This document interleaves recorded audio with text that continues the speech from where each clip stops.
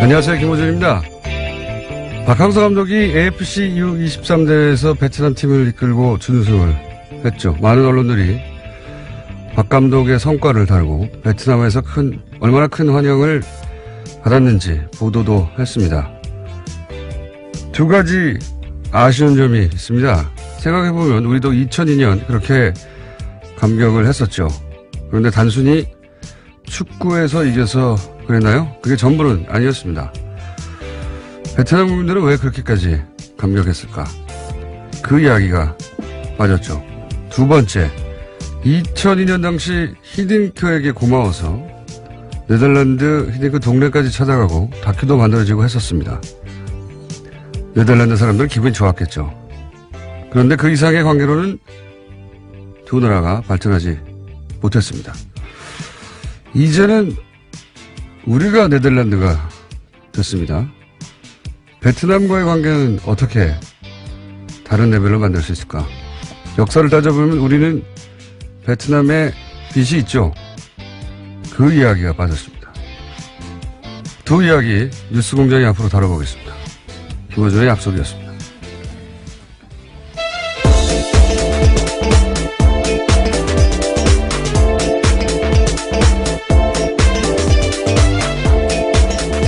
시사인의 김은지입니다. 저는 이 베트남 이야기가 관심이 많아요. 예. 베트남 사람들이 이제 자국 역사에 대해서 자부심이 굉장해요. 왜냐면은 프랑스도 이겼죠. 네, 예. 미국과도, 예. 중국한테도 이기고.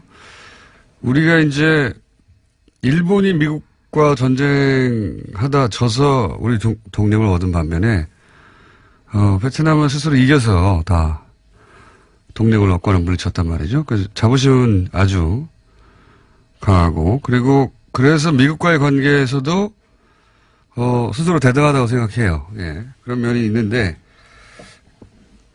그런데 경제력이 그만큼은 아니죠. 예. 아직 성장하고 있는 나라라서요. 그러니까요. 예. 물론 이제 한 국가 자부심이 경제력에서만 나오는 게 아니기 때문에, 근데 좀 언밸런스하단 말이죠. 또 우리는 또 경제적으로 우리가 낫다 보니까 내심 베트남에 대해서 거들먹거리는 마음이 있어요. 예. 여하간 그렇다 하더라도 그 베트남 사람들이 자기들이 역사에 대해 가진 자부심에 걸맞는 뭔가 성공을 최근에 거둔 적은 또 크게 없단 말이죠. 예. 이 국제관계에 저는 관심이 많기 때문에, 예. 앞으로. 네, 박 감독님을 이미 만나신 걸로 알고 있는데요. 네. 네, 기대하겠습니다. 만나기도 했지만 저는 베트남 사람들의 이야기가 듣고 싶어요. 그래서 저희가 뉴스공장에서도, 예. 한국말을 잘하는 베트남 분들을 모시고 이 얘기를 나중에 한번 해볼까 하기도 합니다. 자, 첫 번째 뉴스는 뭡니까? 네, 이명박 정부 시절 대북 특수공작비를 김대중 노무현 전 대통령 뒷조사에 쓴 두 전직 국가정보원 간부가 구속됐습니다. 최종욱 전 국정원 3차장과 김승현 전 대북공작국장인데요. 서울중앙지법 오민석 영장전담 부장판사가 밝힌 사유는 다음과 같습니다. 범죄 혐의가 소명되고 증거인멸의 우려가 있다라는 건데요. 두 사람은 대북 업무에 쓰도록 책정된 대북공작금 10억 원가량을 빼돌려서요. 전직 대통령에 대한 근거 없는 풍문을 확인하는 데 쓴 겁니다. 저는, 원세훈 전 국정원장이 이명박의 최순실이다. 이렇게 생각이 드는 것이, 이게 다 원세훈 전 국정원장. 그렇죠. 뒤지다가 꼬리를 물고 나온 거예요. 그러니까, 원세훈 전 국정원장이 개인적으로 착복한 특활비, 혹은 뭐 개인적으로 이용한 특활비, 뭐 개인적으로 소이트로 임차했다든가 호텔에 이런 거 뒤지다 보니까 이 돈이 대북 공작금에서 나왔다. 그런데 이제 그 돈이 뒤지다 보니까 다른 데도 쓰였더라. 이명박 전 대통령 시절에 전임 대통령들 뒷조사에 쓰였더라. 누가 했느냐 또 뒤지다 보니까 국세청도 등장하는 거예요. 네, 그렇죠? 네, 그렇습니다. 지금 피의자 신분으로 이현동 전 청장이 조사받고 있었는데요. 관련해서 또 다른 소식이 있습니다. 어제 SBS가 구체적인 정황을 보도했는데 정보 수집을 위해서 미국 국세청 직원에게 뇌물까지 줬다라는 겁니다. 그러니까요. 우리나라 특활비가 미국으로 건너왔어요. 네. 네, 미국 공무원 뇌물로 쓰였다라는 겁니다. 뇌물로 쓰이고 국세청 내부에 다른 인사들도 또 있겠죠. 혼자 있겠습니까? 예. 그리고 네. 국정원장 말만 듣고 국세청장이 오케이 그러면 전임 대통령 다 조사할게 그랬겠어요? 이걸 쓰긴 한 사람은 누구냐. 예. 국세청장 혹은 뭐 국정원장 위에 누가 있습니까? 이명박 전 대통령까지 또 거슬러 올라가야 되는 사안. 이게 다 원세훈 전 국정원장의 개인적인 착복에서 시작하는. 예. 네, 수사의 시작이 이렇게 됐는데요. 생물처럼 움직여서 여기까지 온 겁니다. 예. 이명박의 최순실이다. 라고 어느 순간 불리기 시작할 거라고 저는 봅니다. 자, 다음 뉴스는요. 네, 박근혜 정부가 세월호 특조위에 방해 공작한 내용도 검찰 수사로 계속해서 드러나고 있습니다. 이번에는 관련 문건이 나온 건데요. 세월호 선차 조사에 협조하는 대신에 소위 박근혜 대통령의 7시간을 조사하지 말아달라고 하는 제안이 담겨 있습니다. 두 가지 중요 사안을요, 거래하려고 한 겁니다. 그렇군요. 뭐 거래 대상이 아닌 건데, 예. 이렇게까지 박근혜 전 대통령 7시간을 막으려 했던 이유가 아직도 밝혀지지 않고 있죠. 예.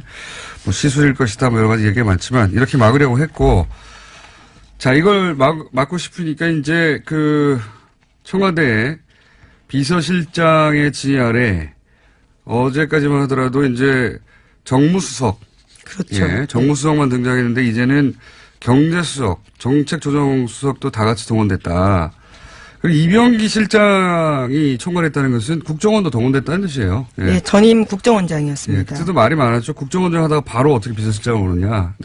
그래서 국정원을 장악하려고 하는 손에 쥐고 있으려는 의도가 강하다 뭐 이런 얘기를 했었는데 더군다나 이병기 비서실장은 그 유명한 이해창 후보 시절의 총풍 사건. 네. 예. 북한에 총 쏴달라고 돈 준 사건의 주역이었는데 이때 국정원이 어떤 역할을 했냐. 세월호 특조위 방해 때. 이것도 밝혀져야 될 대목이고요. 네, 현재 검찰이 정보 공식 문서를 보관하는 국가기록원 서울기록관을 압수수색해서요. 특조위 활동이 담긴 정보 문건을 확보했다라고 합니다. 처음 나오는 부분이라서요. 여기서도 나올 것들이 꽤 있을 거로 보입니다. 여기서 이제 국정원이 어떤 역할을 했냐. 국정원이 실행 컨트롤 타워를 했겠죠. 지시 컨트롤 타워는 청와대라고 하면. 그리고 가장 아랫단에는 일베가 있었어요. 당시에. 일베는 광화문에 이제 세월호 단시간은 유가족들 찾아가서 그 앞에서 치킨 피자 먹기 이런 거 네, 있지 소위 않습니까? 폭식투쟁이란 것들을 했습니다. 굉장히 모욕적인 방식이었는데요. 이건 사람이 할 짓이 아닌 거죠. 예. 최근에 벌레 소년인가요? 예. 네, 온라인에서 꽤 화제가 됐습니다. 예. 화제를 의도적으로 만들어낸 거죠. 예. 이 사람도 이때 폭식 투쟁할 때 치킨 피자 먹고 하는 거 인증하고 그랬던 걸로 알고 있는데, 예. 하여튼, 말단은, 제일 아랫단에는 일베였다면, 그 가운데 국정원은 어떤 역할을 했는지, 일베가 거기 나가는데 국정원이 역할을 했는지도 저는 밝혀야 될 내용이라고 봅니다. 예, 관제대 모에는 돈을 댔다라는 소식들은 꽤 있었는데요. 구체적인 내용들이 아직까지도 나오지 않았습니다. 자, 다음 뉴스는요? 네, 어제 서울중앙지검이 영포빌딩에 대해서 2차 압수수색 벌였습니다. 영포빌딩은 이명박 전 대통령 소유였다가요, 청계산으로 넘어간 바 있습니다. 이번 영포빌딩 압수수색은 지난 25일 이후에 두 번째인데 1차 압수수색이 지하 2층의 대상이었다면요, 이번에는 창고가 타깃이었다라고 합니다. 그렇군요. 이거에 대해서 이제 대통령 기록물이니까 이명박 전 대통령 측에서는 대통령 기록관을 이관해달라. 예, 스스로 그것을 인정하면서 공문을 보냈다라고 합니다. 네. 그러니까 대통령 기록물을 사적으로 보관했다는 걸 인정했다는 건데, 이 의미는 제가 보기에는 그 내용을 보지 말라라고 이제 언론들이 해석하는데, 다 봤는데 보지 말라는 게 말이 되나요? 그게 아니라 제가 보기에는 나중에 법정에서 증거물 다툴 때. 예, 그렇겠죠. 예, 채택되지 않게 하려는 전략인 거죠. 예, 저는 그렇게 해석합니다. 자, 다음 수는요? 네, 이명박 전 대통령 재산 차명 소유 의혹의 시발점은 도곡동 땅이 있습니다. 이명박 전 대통령의 소유라면서 무조건 사야 한다라는 회사 상부의 지시로 매입하게 됐다라는 핵심 실무자의 구체적인 증언이 한겨레신문 보도로 나왔는데요. 김대정 씨와 회사 본부장한테 들은 얘기를 근거로 검찰에도 그와 같은 진술을 했다라고 이야기합니다. 이와 같은 진술을 한 사람은 포스코건설 박아무개 전 개발사업본부 팀장입니다. 그러니까요. 이제 이게 포스코 포철에서 그 땅을 사들인 이유. 예, 당신은 예. 포스코 개발이었다라고 하는데요. 예. 포스코 그룹인 거죠, 결국. 예. 포스코에서 이 땅을 사들인 이유에 대해서 그 땅이 이명박 전 대통령이 땅이기 때문에 샀다는 이야기는 사실은 2007년 대선 당시에도 나왔었어요. 아주 큰 쟁점이었습니다. 예, 나왔었고, 어디서 나왔냐면은 99년인가요? 예, 1998년에 감사원 진술 내용이 예, 있다는데요. 감사원에서 포스코 특별감사할 때 이 땅 왜 샀어? 그랬더니 당시 김만재 회장이 그거 이명박 씨 거라고 해서 샀다라고 진술한 내용이 감사원의 특별 감사 내용이 있어요. 네, 특정감사 문답서에 열람한 결과요. 관련된 내용들이 나왔습니다. 있는데도 부인한 겁니다. 감사원에 문서로 남아있는데, 그때는 다들 그렇게 대충 하고 넘어갔어요. 예. 네, 이 부분은 무소속 의원들도 문제 삼았지만요. 박근혜 후보도 문제 삼았었습니다. 하지만 당시에 박형준 대변인이 이와 같이 반론을 했는데요. 최종감사 보고서에 나와 있지 않다라는 주장이었습니다. 최종감사 보고서에 별지를 다 붙이나요? 어쨌든 당시 이제 문답을 할 때 김만재 회장을 불러서 이거 왜 샀어요 할 때 이명박 씨 거라서 샀다라는 얘기가 이미 기록으로 남아있는데 감사원에 공식 그거를 뭉개고 넘어왔습니다. 당시는. 예. 근데 지금 이제 다시 10년 지나서 나는 그렇게 들었다는 얘기가 나온 거죠. 예. 이명박 전 대통령이 땅이어서 포스코가 샀다. 사실 도곡동 땅이 이 BBK, 다스 다 연결되는. 그렇죠. 예. 왜냐면 이 돈을 팔아서 다스로 들어가고 다스로 들어간 돈이 다시 BBK에 들어가고 그 돈이 다시 주가 조작에 쓰였거든요. 예, 차명 의혹의 시작점 같은 곳입니다. 그러니까 이 땅의 주인이 끝에 주가 조작의 주범인 거예요. 예, 그렇게 연결되는 건데 그 얘기 이제 다시 원점으로 돌아가서 나오기 시작했습니다. 자, 다음 뉴스는요. 네, 청와대가 어제 이명박 전 대통령을 평창올림픽 공식 행사에 초청했습니다. 이에 대해서 이명박 전 대통령도 참석하겠다라는 뜻을 밝혔습니다. 재밌습니다. 저는 내부 갈등이 있었을 거라고 봅니다. 왜냐하면은 참석해서 이 올림픽은 내가 유치한 거야라고 하는 모습을 보여주고 싶은 욕망이 있을 것이고. 지난 기자회견에서도 그 이야기를 했었습니다. 예, 그래서 올림픽까지 유치한 MB를 올림픽 직후에 이렇게 두사하면 되겠느냐고 하는 어떤 국민 여론, 동정 여론을 일으키고 싶은 욕망이 있을 것이고 또 한쪽에서는 왜 현 정부에 이용되느냐, 정치보복 아니라고 하는 그런 프로파간다에 이용되는 것이다. 내부적으로 저는 이 왈가왈부 했을 거라고 봐요. 근데 네. 이제 결국 가기로 한 거잖아요. 네, 한병도 수석이 밝힌 바로는요. 화합과 통합의 장이 됐으면 좋겠다라는 당부 이야기를 했다라고 합니다. 이명박 전 대통령이. 네, 수사하지 말라는 얘기인데 그럼에도 불구하고 간다는 자체가 더 이상 싸울 거리가 없다는 겁니다. 이거라도 기대하는 거예요. 예. 잡을 동아줄이 없다. 뭐 지금쯤이면 벌써 대형 전쟁이 벌어졌어야 되는 거 아닙니까? 그동안에 큰 소리로 치자면. 네, 예. 폭로할 게 많다. 이전 투구하자는 거냐. 수많은 말들을 했었습니다. 그러니까 우리라고 없겠냐. 없는 거예요. 자, 다음 뉴스는요. 예, 어제 대검찰청에서 안태근 성추행 의혹과 관련해서 진상조사단을 꾸리고 사실규명에 나섰습니다. 검찰 내에서 성폭력 문제와 관련해서 진상조사단이 꾸려진 것은 처음 있는 일인데요. 서울 동부지검장을 맡고 있는 조희진 검사가 조사를 지휘합니다. 알겠습니다. 이거는 앞으로 계속 뉴스가 나오겠네요. 그때 또 다뤄보기로 하고요. 오늘은 미니가 하나 있어가지고 5분까지밖에 못하겠네요. 뉴스를. 자, 다음 뉴스는 뭡니까? 네, 국민의당이 오는 4일로 예정됐던 전당대회를 취소했습니다. 전당대회 참석자, 그러니까 대표당원의 당정 문제가 불거진 걸로 취소 이유를 들었습니다. 제가 어제 예언했지 않습니까, 이거? 예, 국내 유일하게. 예. 정치의 언어는 해석기를 따라 돌려야 되거든요. 예. 저는 이럴 줄 알았습니다. 예. 일단 저의 예언 성취 기록관에다가 보관해 주시고요. 아, 그런 기록관이 있습니까? 보관해 주시고, 이게 말이 안 되는 거였거든요.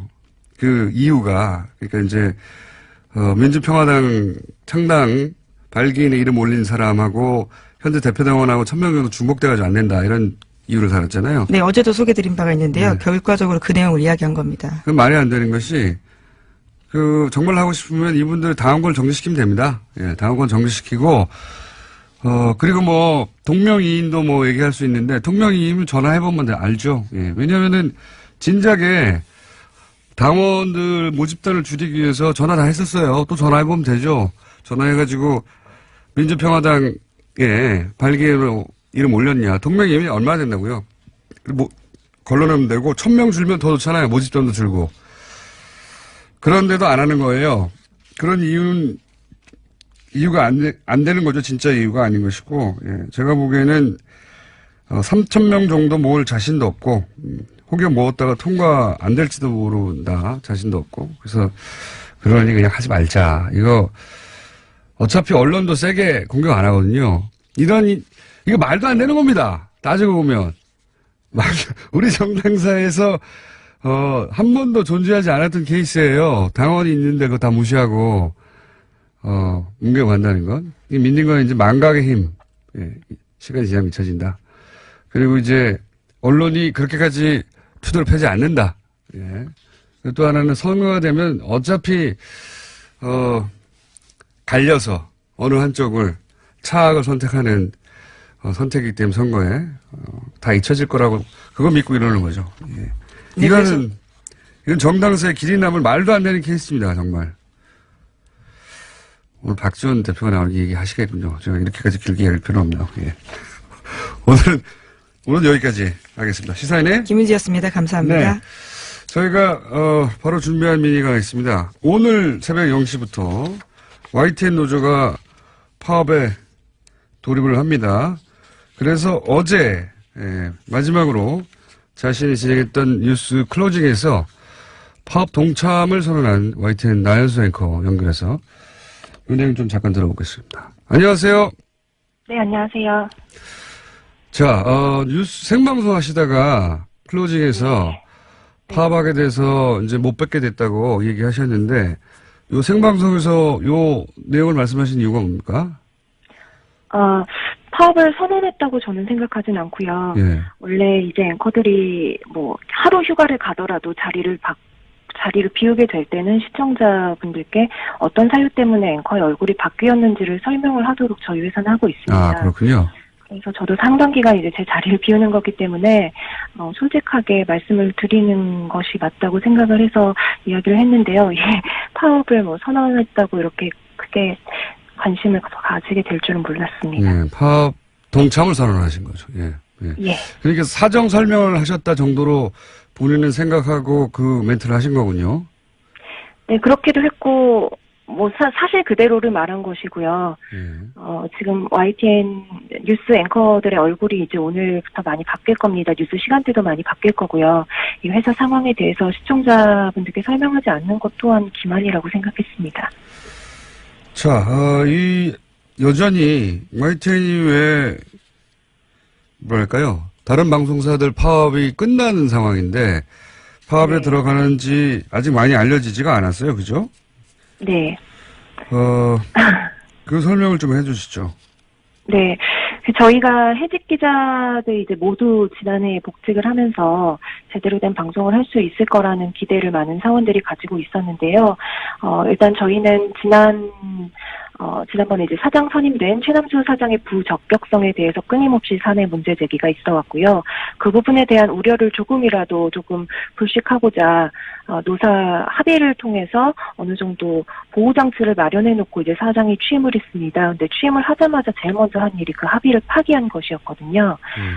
사원들과 약속했던 국장 내정자 지명을 거부하고 다른 인사를 지명을 하면서 스스로 합의를 파기했기 때문에 어떻게 보면 사장 취임의 전제 조건을 스스로 깨뜨렸다고 볼 수가 있겠습니다. 좀 전에 이제 제대로 된 방송을 하고 싶어하는 그런 열망이 있다고 말씀하셨는데 제대로 된 방송을 하고 싶다고 하는 것은 이제 그동안 제대로 된 방송이 아니었다는 YTN 내부의 인식이 있었다는 말씀이시기도 한 건데 저희가 이제 어제 그저께인가요? 민원연 그 사무처장 김원경 사무처장 나와서 YTN이 매우 기계적으로 균형을 갖춰서 보도하는 것 같지만 또 들여다보면 그 안에 의제 설정부터 편향되어 있다. 이런 이제 지적을 했습니다. 이 지적에 대해서는 어떻게 생각하십니까? 일견 타당한 지적이 있다고 생각하고요. 그 부분이 저희 내부에서도 제대로 된 방송을 못하고 있다는 자괴감, 또 이제 바깥에서 일부 시민들로부터 손가락질을 받아야 하는 상황에 대한 어떤 자괴감으로 다가왔던 일들을 말씀을 하신 것 같습니다. 근데 그 말씀을 하실 때 제가 들었을 때 보도 문제를 다루면서 이 최남수 사장의 발언이나 행적 부적절성은 국민들과 너무 멀리 떨어져 있는 문제이기 때문에 보도 문제만 이야기를 하겠다라고 말씀을 하셨었어요. 지금의 보도 문제가 나오게 된 것이 그 2008년 대통령 특보였던 낙하산 사장 사태에서부터 시작이 됐다고 봐야 합니다. 조직의 수장 자리가 그만큼 중요한 것이고요. 또 그 조직이 국민의 알 권리를 보장하고 공공의 이익을 지켜야 할 저희 같은 24시간 뉴스 채널이라면 정말 중요하겠죠. 그런 보도 문제의 어떤 책임을 져야 될 것은 당연히 저희 모든 구성원들이 책임감을 느끼고 그 문제를 타개하기 위해서 이렇게 펜과 마이크까지 놓았습니다만 어떤 일부 책임을 져야 할 간부진들이 계속해서 그 자리에 머물러 있다는 부분을 조금 덧붙여서 설명해 드리고 싶습니다. 알겠습니다. 네. 민변연에서는 이제 조직 내부의 문제보다는 그렇게 해서 보도되는 내용에 대한 이야기를 했는데 그게 결국은 조직이 그렇게 편향되어 있기 때문에 그런 결과가 나온 것이라고 이제 그래서 조직이 이런 또 문제 있는 사장에 의해서 그대로 유지되면 똑같은 내용이 나올 테니 이제 파업을 하시는 거다 이렇게 제가 이해했는데 예. 그런데 YTN 총파업이 제가 기억하기로 세 번째인데 네. 이번에 파업의 어떤 찬성률은 어떻습니까? 저희 세 차례 파업 가운데 가장 높은 찬성률을 기록했고요. 그렇군요. 거의 80%에 육박하는 찬성률로 가결이 되어서 노조 집행부조차도 예상하지 못했던 반응이었습니다. 심지어 이 파업 찬반 투표는 최남수 사장이 노사 합의를 파기하기 이전에 치러진 투표였거든요. 그럼에도 불구하고 이 정도의 찬성률이 나왔다는 것은 그만큼 공정방송에 대한 내부 열망이 굉장히 높이 올라와 있고 저희 기자들로서는 이번이 정말 마지막 싸움이고 여기서 물러나면 이거는 회사 존립의 문제다라는 위기의식을 가지고 있다고 보고 있습니다. 외부에서 느끼는 것보다 YTN 내부 구성원은 훨씬 더 심각하다고 생각하는 거군요. 예. 네, 그렇습니다. 알겠습니다.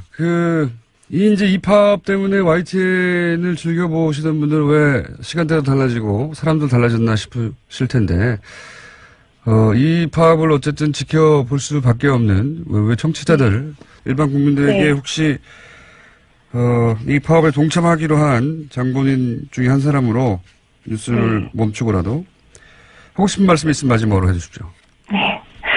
네, 제 또래 기자들 중에 YTN 보면서 기자 꿈꾸는 사람들 많을 것 같습니다. 이 사태가 벌어지기 전에 YTN은 살아있는 뉴스, 깨어있는 방송이라는 저희 슬로건 그대로 정말 제대로 된 방송을 해보겠다는 열의가 가득한 기자들이 모여있는 조직이었거든요. 네, 저희 기자 6명이 해직이 되고 리포트를 해야 할 기자들이 대량 징계를 받으면서 그 시청자 신뢰를 잃는 게 한순간이라는 걸 저희가 너무 무섭도록 느꼈습니다. 지금 TV 틀어보면 공중파 나오고 홈쇼핑 나오고 종편 다 지나가고 맨 마지막에 YTN 나옵니다. 그만큼 저희의 존재감이 잊혀진 건 아닐까 저는 요새 외로움을 많이 느끼는데요. 그래도 저희 조직은 그 언론사 체육대회 할 때도 항상 유니폼에 공정방송 새기고 달리는 조직이고요. 사내 게시판에는 지금도 하루에도 몇 개씩 개인 성명, 기수 성명이 올라오고 있습니다. 저희의 이런 진정성을 좀 믿어주시고 관심을 가져주시고 적극적으로 목소리 내서 응원을 해주시면 좋겠습니다. 저희는 꼭 공정방송 찾아서 돌아와서 다시 진짜 뉴스 하겠습니다. 알겠습니다. 앵커들이 다 이렇게 말을 잘하나요? 고맙습니다. 주어 수로가 딱 담았네요. 오늘 말씀 감사합니다.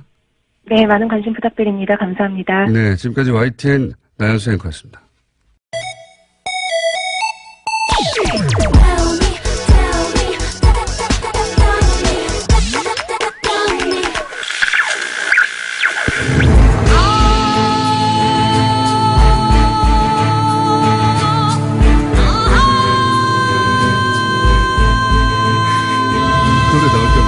원더걸스.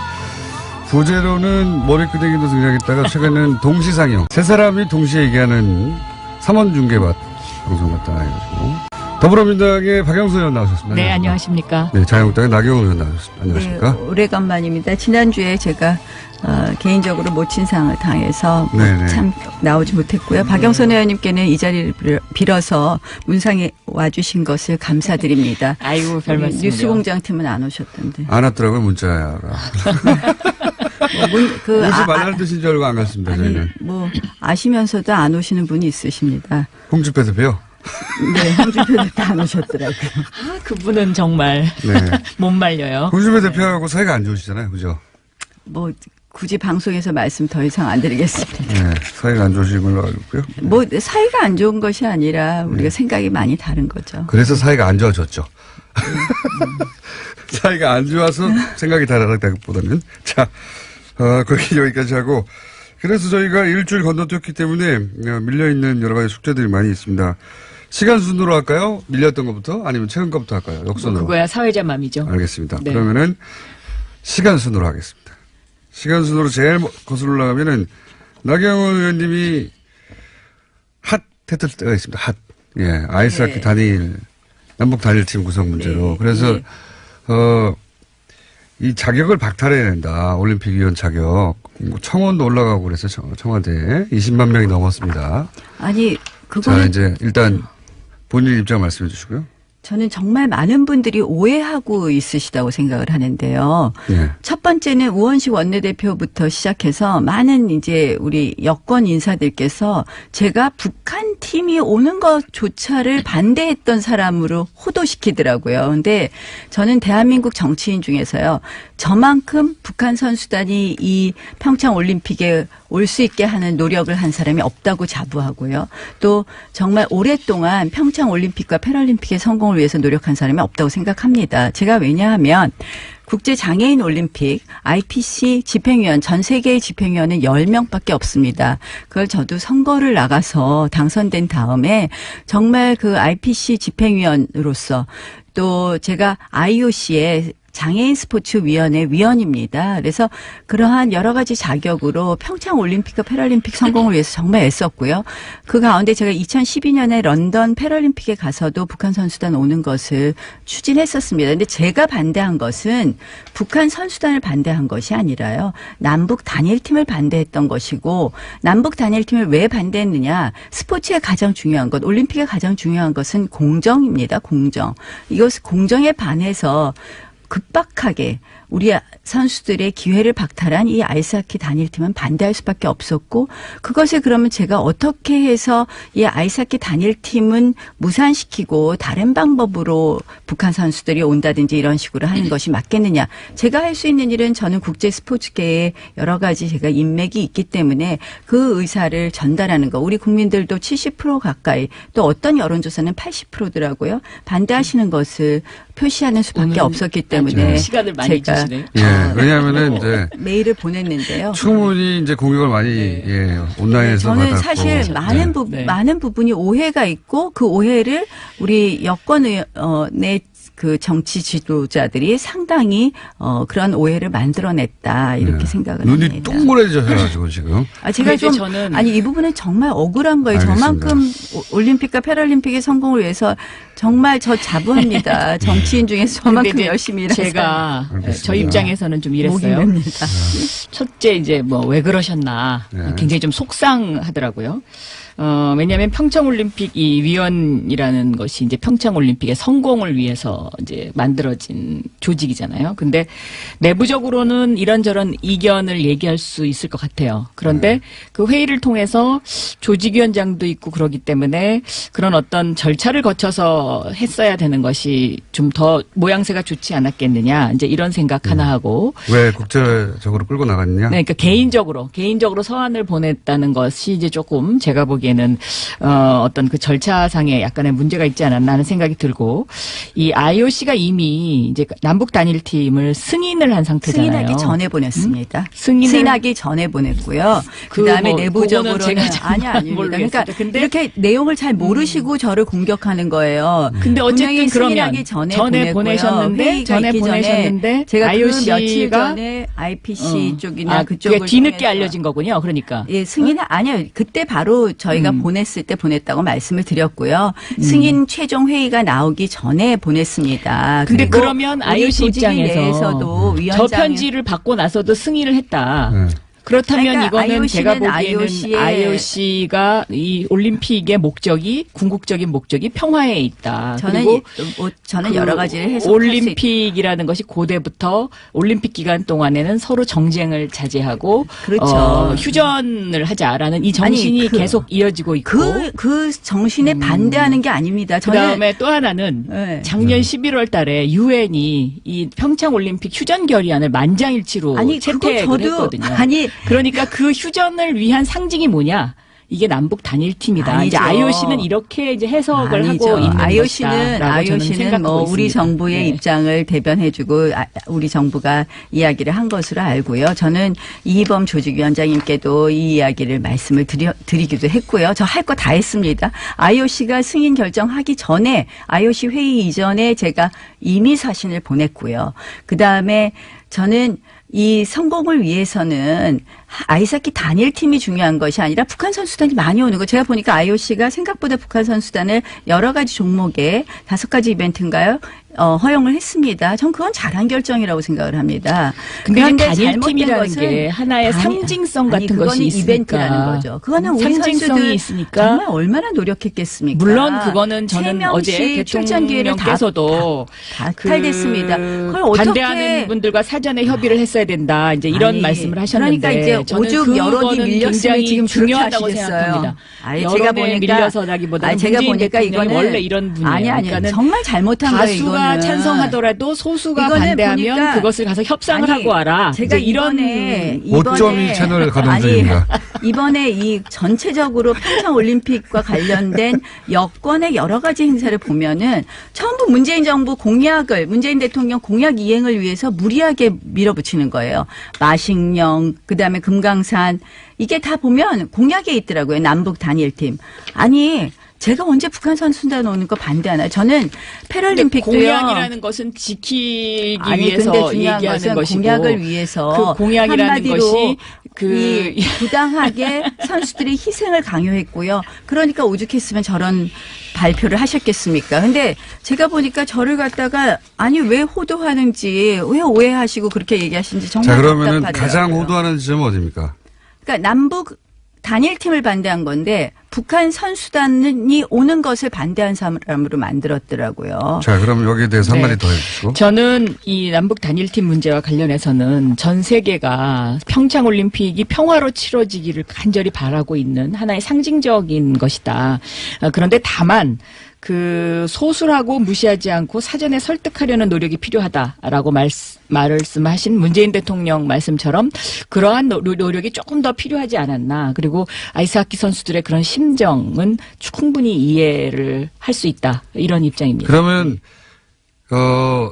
제가 이제 나경원 의원님한테 여쭤보자면 단일팀을 만드는 과정에 예를 들어서 정부가 메시지 관리를 잘못했다든가 혹은 뭐 충분히 한국 선수단에게 설명을 했어야 한다든가 이런 문제가 있었던 건 정부가 인정했단 말이죠. 그게 잘 됐다 하더라도 단일팀을 하면 안 되는 건가요? 아니죠. 그러니까 충분히 그런 메시지 전달을 했어야 되는 것은 물론이고 저는 미리부터 준비를 했어야 된다고 생각합니다. 그거는 불가능한 일이었죠. 미리 준비하는 것은.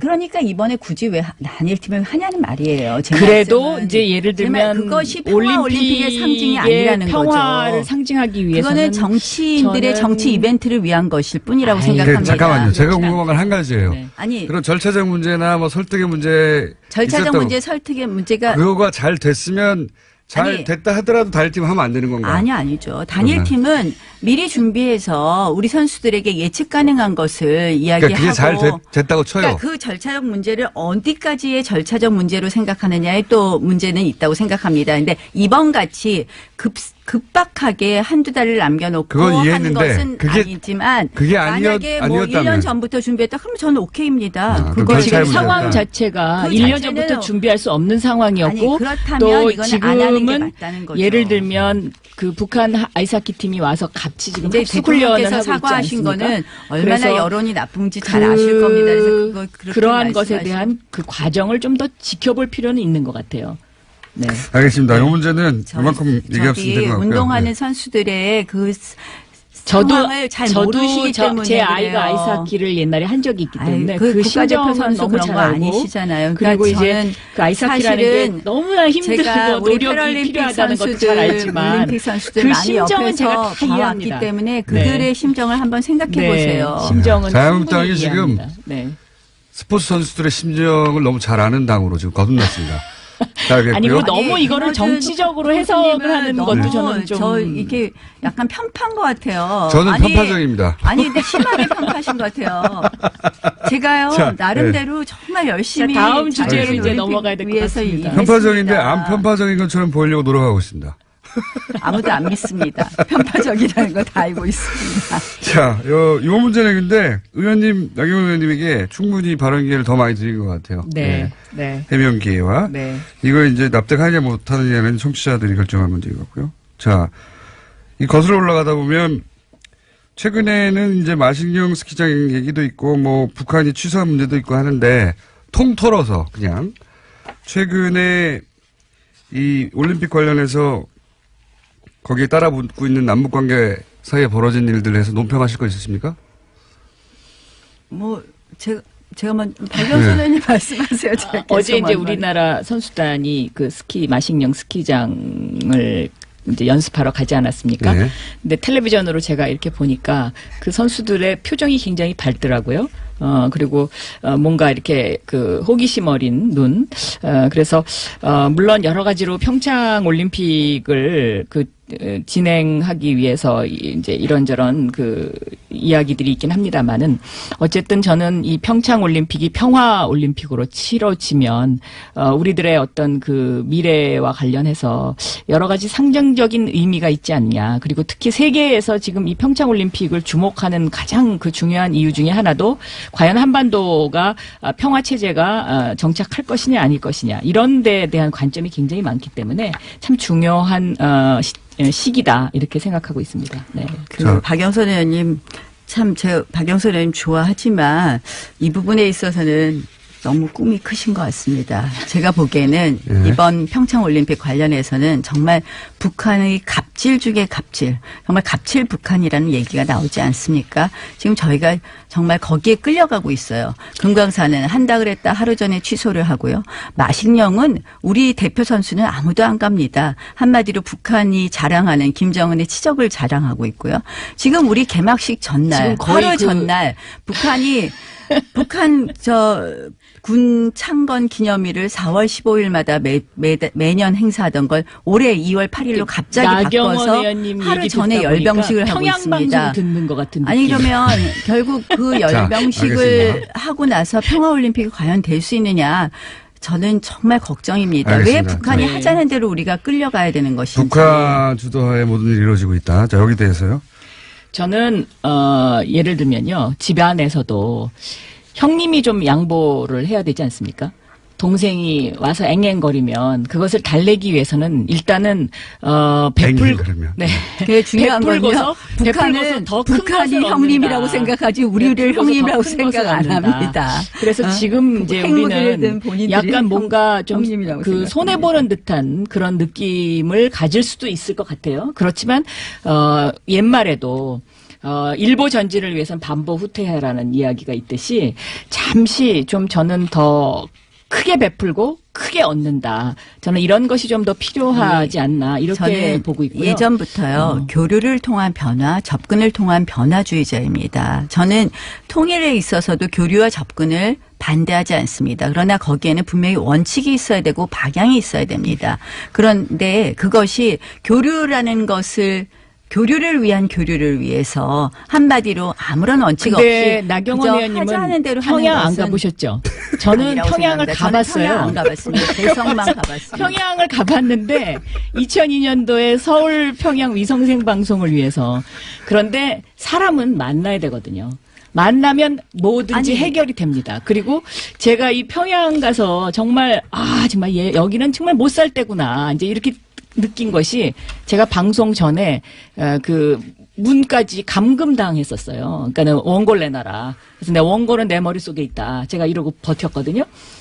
그런데 그런 곳입니다. 그렇지만 제가 보기에는 어쨌든 한반도의 평화 정착을 위해서는 형님 나라인 우리 대한민국이 지금 이 평창올림픽을 평화적으로 끌고 가서 이것을 세계의 어떤 그 상징적인 것으로 만드는 것, 이것이 더 큰 대의다라고 생각합니다. 네, 열병식을 한번 보시죠. 여기까지 하고 말씀 안 드리겠습니다. 요사는. 걱정됩니다. 네. 자, 최근에 이제 두 분이 마침 또 여성 의원이라 이 사안에 관심이 많으실 것 같은데, 서지현 검사를 통해 드러난 이제 이 성추행 의혹 그리고 폭로 요건에 대해서 혹시 두 분이 각자 하실 말씀 있으면 시간 드리겠습니다. 저는 이 사건이요, 그 검찰이 너무 무소불위의 권력을 갖고 있기 때문에 일어난 것이다. 예를 들어서 이제 검찰이 그 상명하복 문화라든가 또 이 어떤 자정 능력이 없는 검찰의 문화 조직, 이제 이런 것들인데요. 검찰이 특히 이제 이 명령과 복종이라는 단어를 굉장히 좋아합니다. 왜냐하면 우리나라 법조문에 경찰은 검사의 명령에 복종하여야 한다, 이런 법조문이 있었거든요. 그런데 제가 이제 이것을 법사위에서 법사위원장 하면서 없애버렸는데, 이런 상명하복 문화와 그다음에 그 무소불위의 권력, 기소권과 수사권 모두를 움켜쥐고 있는 이런 상황에서는 이런 그 성추행 사건이 일어나더라도 검사는 이 수사를 완전히 없애버리거나 아니면 조작하거나 할 수 있는 그런 권력이 있기 때문에 이런 것들이 앞으로도 지속될 수밖에 없다. 저는 그런 생각을 그래서 했습니다. 공수처적으로 연결되는 그런. 네, 그러니까 저는 그러니까 검경 수사권 조정을 해야 된다라는 조직의 입장입니다. 속성도 바꿔야 된다, 이게. 네. 예, 저는 조직과. 사실은 일단 서지현 검사의 용기를 칭찬합니다. 예. 그리고 말씀하신 대로 정말 그 용기를 더 칭찬해야 되는 것은 상명하복의 이러한 검찰 조직에서 이런 용기를 내는 것은 어떻게 굉장히 보면 힘든 일이죠. 네. 다른 조직보다 더 힘든 일이었다고 생각을 하고요. 저는 그런 면에서 이러한 서지현 검사의 용기를 어떻게 우리가 그러면 우리 사회에 결실 있는 정말 뭐 우리 사회의 어떠한 결과를 만들어내어야 될 것인가. 네. 저는 이러한 우리 사회에 아직도 만연해 있는 이런 성 문제, 특히 이 성희롱, 성추행, 성차별 뭐 이런 문제를 해결하는 계기를 만들어야 된다고 생각을 합니다. 그래서 지금 이제 공수처 쪽으로 가는 거는요, 좀 정말 뜬금없는 것 같아요. 이거는 검찰이라서 더 그랬다? 물론 더 그런 부분이 있을 겁니다. 그래서 저는 서지현 검사의 용기를 칭찬하는데요. 그렇다고 해서 이것은 공수처 사안도 아니에요.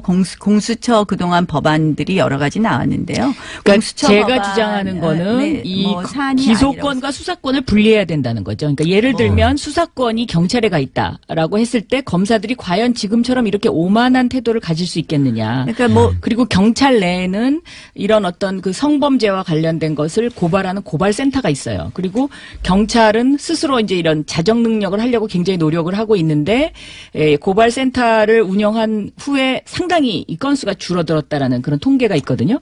근데 검찰 내부적으로는 이런 성범죄와 관련된 그런 조직 문화에서 일어나는 일들을 고발하는 고발센터조차도 없더라고요. 그러니까 검찰 내에 이제 그러한 문화 변화, 그러니까 바뀌는 그런 계기를 만들어야 되는 것도 중요하지만 저는 검찰의 문제만은 아니라고 생각을 하는 거죠. 우리 사회에 아직도 정말 물론 그렇습니다. 그래서 물론 저는 이것을 그런데 좀 더 크게 물론 네. 검찰 내에 조직을 바꾸는 부분도 저도 찬성합니다. 그리고 조희진 검사장이 이제 단장을 맡으신 것으로 알고 있는데요.